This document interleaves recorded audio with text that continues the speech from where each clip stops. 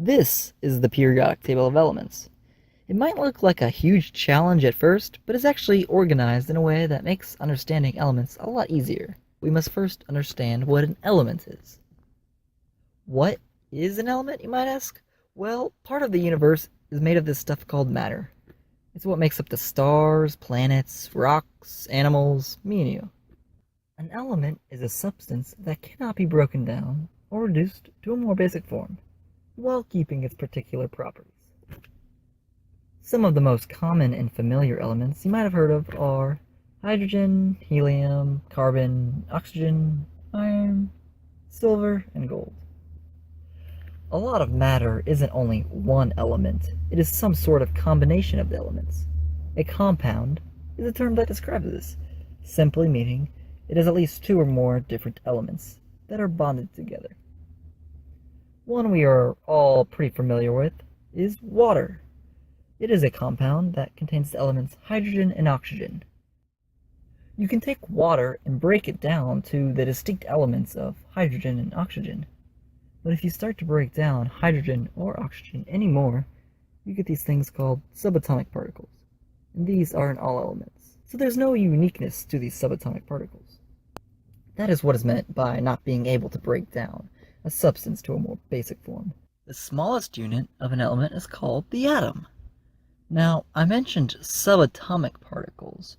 The reason they are called subatomic particles is because they are what you can think of a level below the atom. They are the pieces that make up the atom, the building blocks. Atoms themselves are extremely small. The actual width or diameter of an individual atom may vary, but it's around the 0.1 nanometer range. And a nanometer is 10 to the power of negative 9, meaning 0.000000001, or 1 billionth of a meter. To put this in perspective, the number of atoms that fit across the thickness of a dollar bill, yes, the thickness, the thin sliver of paper, is approximately 1 million atoms. Yes, approximately 1 million atoms are standing out at one point of the dollar bill. Now that we know the smallest unit that makes up an element is an atom, let's look at the subatomic particles I was mentioning. They are the proton, neutron, and electron. The proton and neutron are located in the center of the atom. This center is called the nucleus. The electrons are located somewhere outside the nucleus, moving around this area called the electron cloud. You may hear this area describing the electron locations referred to as electron orbitals or electron shells. The two major properties these building blocks have are mass and charge. Mass is how much stuff it has, or similar to what you might think of how heavy it is. Charge is an electrical force. Now, the proton and neutron have about the same mass of about 1.66 times 10 to the negative 27 kilograms. This again is incredibly small, mind-bogglingly small, that when dealing with masses we use a unit called the atomic mass unit, or AMU. And a proton and a neutron have the mass of 1 AMU. The electron has a mass of even smaller, 9.1 10 to the negative 31. So small, even compared to the proton and neutron, so it doesn't contribute too much towards the overall mass of an atom. The neutron is neutral and has no charge, while the proton is positive and has a positive charge. The electron is negative, so it has a negative charge. The periodic table of elements you encounter might vary in their format a little, but here are the main fields: atomic number, element symbol, element name, and atomic mass. The atomic number is the number of protons in the atom of the element. It is also the number of electrons the element has. So hydrogen has 1 proton and 1 electron. The element symbol is 1, 2, or 3 characters that is a shorter way of writing an element instead of the whole name. Usually it's just an abbreviated version of an element in English, like H for hydrogen. However, in some cases it takes a shortened version of the element in Latin. Gold, for example, has the symbol Au, being an abbreviated version of the Latin word aurorum, meaning gold or shining dawn, because that's how we as humans first described this captivating element. The element name is simply the name of the element. Then we have the atomic mass. This is the mass of the protons, neutrons, and electrons. Remember, we use the AMU, atomic mass unit, when talking about mass. Since electrons are extremely light relative to a proton and neutron, the atomic mass is generally the number of protons plus the number of neutrons. Some tables have more exact weights, which are more scientifically accurate, and what you might want to be the number you might want to be using for precise calculations. But starting out, I prefer a simpler atomic mass, so that it's simply the number of protons plus neutrons.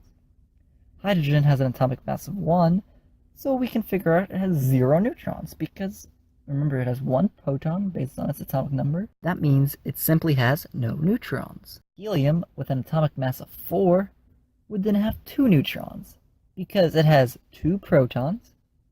The 4 total mass minus the 2 protons gives us 2 neutrons. Those are the fields. Let's get into the layout of the table.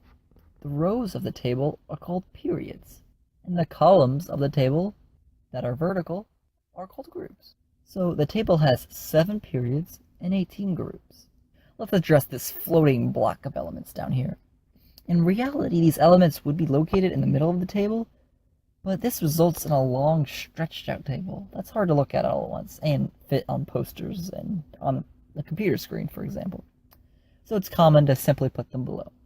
The table is arranged left to right, top to bottom, by the atomic number. So in the first period, we have hydrogen and helium. Hydrogen in the top left with atomic number 1 in the first group. In top right, we have helium with atomic number 2 in the last group, 18. Then we go down to the next period, 2. Back to group 1, we have lithium with an atomic number of 3, and so on. By this organization, the smallest elements are at the top and to the left, while the larger elements are at the bottom and to the right.